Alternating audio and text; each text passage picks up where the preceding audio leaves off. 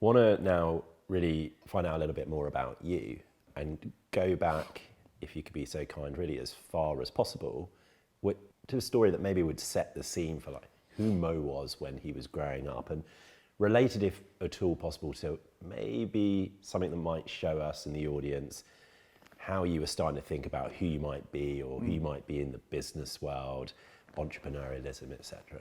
Yeah, happy to share that story. My parents are originally from Karachi, Pakistan, and we grew up lived in an area called Lines, and it was called Lines because people would throw electric wires on the cable to get electricity. Water was not available; you had to walk to a water hole. And so, after my parents married, they realized, well, we want to have a good opportunity for education for our children. They moved to Abu Dhabi, and that's where I was born and my sister was born. But they also realized that Abu Dhabi may not have the school system that they had imagined. During the first Bush administration, so late 1980s, there was a massive push by Republicans and George Bush Sr. to open up immigration in the U.S. Both of my parents applied, and my mom, having had her master's degree, won the green card lottery. They sold their wedding jewelry and bought some tickets to move to the U.S. And they moved to an area called Brighton Beach. It's at the utmost southern tip of Brooklyn. It's not so much of a beach, but it was a beautiful place growing up. And the majority of the people around me came from the former Soviet Union or majority Russian Jewish.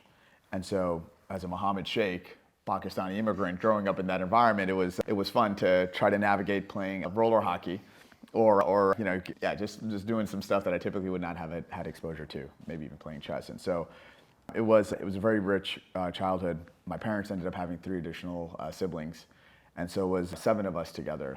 And we grew up pretty poor. My mom was a stay-at-home mom. My father worked 2 jobs. He was at a bedding factory, sewing tailor in the mornings, and in the evenings he drove a taxi cab to try to make ends meet.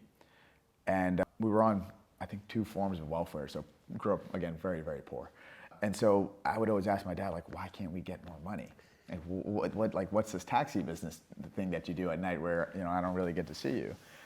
And, he explained to me that, he drives a taxi, it's not his car.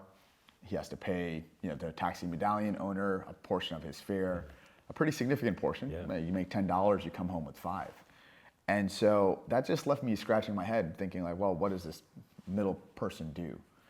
Why don't we get more of that money? Because my dad is the one that's working hard. You and I, put in the work, but we may not necessarily get the fruit of our labor. And so that kind of just stuck with me my entire life, actually. Who are all these middle parties, multiple middle parties at times, and what value are they really contributing? Yeah. And when I think if we saw, what a fantastic story, and huge kudos to your parents. If we saw you, in, I don't know where it is, you're 11 or you're 15 here, did that notion annoy you, and did that make you very determined and you were working hard, or rebellious? It can go 2 ways, right? Like, what was happening in that phase? I think a little bit of both. When you start to ask these questions, often, and I was very, very lucky to grow up in America. My parents, being Pakistani, put your head down and work. Don't ask questions. And meanwhile, I'm in class where, my Russian colleagues are challenging the math teacher. And I'm like, wow, that's brave. And I want to be just as brave as them, because I have similar questions. Why do I need to internalize them? My partner's, she grew up her parents were Vietnamese, and she grew up in Warsaw, and I think it's a similar type of mentality. Yeah. I mean, it does start off with a sense of curiosity. And if that curiosity is insatiated with a response, then you might ask why again, and again, and again. And if you're not satisfied, you might leave that conversation or that situation frustrated because you're trying to get to the truth. And if you're not satisfied, and that means there might be a better option, there might be a better solution, or you just don't understand the system. And I think in these situations, going back to where humanity is today, across borders, across the world, if we ask ourselves why and don't get satisfaction, then we should be thinking about new systems that can be far more, valuable, more efficient. And so it did create a sense of frustration for sure. Why does this middle party exist?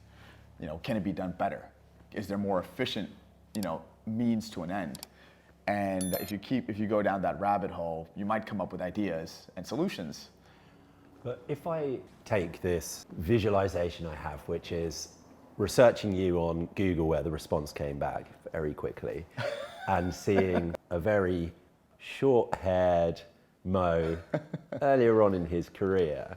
And then, by the way, absolutely love what you're wearing today. Thank you. Appreciate it. Very cool.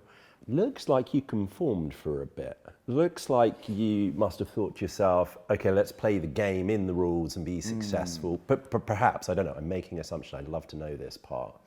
Is that what you did? And was that strategic? Do you think like, I need to get myself to a position where I'm curious, I understand this more, I play the game, perhaps I make enough income that then I have optionality. Was that strategic? Is that what you did? That's a really, I feel like I should lay down on this couch to answer that one. I wasn't ready for that. I'll answer this in two ways. I really loved basketball. And man, I was short and I sucked, but I really loved basketball. And so, you know, when I would go to play, no one picked me. And I was watching these kids because I would get there earlier and shoot around by myself. And I was like, I'm all right compared to everyone else on the court. Why doesn't someone pick me? And so, you know, while people were running up and down the court playing, I would just sit there and root for them and cheer for them, or, you know, sometimes talk a little shit on the side. You know, I'm from New York, so it's you know, basketball is the beauty of trash talk too, right? And eventually people noticed me and I got picked up. And when you get your shot, you better shoot it. And if you miss, better get the ball again and shoot it again. And so you got to play the game. You know, you can't just sit on the sidelines and watch, you know, and hope and pray. You have to make your space. And so I learned that through the streets of, New York City's basketball. And then that just certainly carried forward, right? No one is going to come looking for you and say, Lloyd, I have this amazing opportunity for you. You have to seek it and you have to take it and you have to know when it's available. And so I was lucky to kind of really understand. I studied psychology and economics in undergrad, and I thought, okay, well, finance is kind of the chosen land, right? Yeah. And so I went on to work at places like RBC and BlackRock and really loved my time there and play the game, right? But inside, I was still the same kind of rambunctious mode that I probably am today. And now when I look at my daughter, who's 14 months, how old's your daughter? 5.5. 5.5. I mean, their curiosity it's off the charts. It's unbelievable, isn't it? Yeah, and for somewhere along the way, our societies kind of conform us to, you know, don't be so curious, don't ask so many questions. Why not? Yeah, I have to be so careful. So my daughter's called Lily, and you try to not have the parent bias where you're like, but my kid's amazing, they're the greatest kid on the planet. But some of the feedback, good and bad, I think on the good side is she's so curious, she just asks so many questions. Oh gosh, she gets this from me. And so I'm like, don't be annoying, Lily, and always just ask why 20 times. But then you think, maybe don't do that, right? Like, this is brilliant. I don't know how you're finding, I mean, I'm trying to think back to 1.5. Already the curiosity is obviously there. Yeah, it's definitely there. And, you know, we should never let that die as individuals, as society, because once we stop asking why, then, you know, we've started to probably accept status quo. Status quo, yeah. Need a reset. Yeah. But you know, going back to your point, I think in that position where Lily is asking why, or, you know, we are asking why, you know, it doesn't often get asked enough. And so when you do ask, people are often felt with, well, why are you asking why? Yep. Well, I'm asking because I'm curious. And so I think, especially in today's society where tensions might seem high across the globe, and even, you know, person to person, COVID's probably had some role to play in that too. I think you have to always operate with positive intention and you know, be able to look someone in the face and say, hey, I'm curious because I think we have an opportunity to make this better. Yeah. And so in these moments of contention, which may be felt as hostile at times, I think it is really important to act with a genuine sense or mana of how do you, you know, move the ball forward. Yeah. Well, it's just, I completely agree.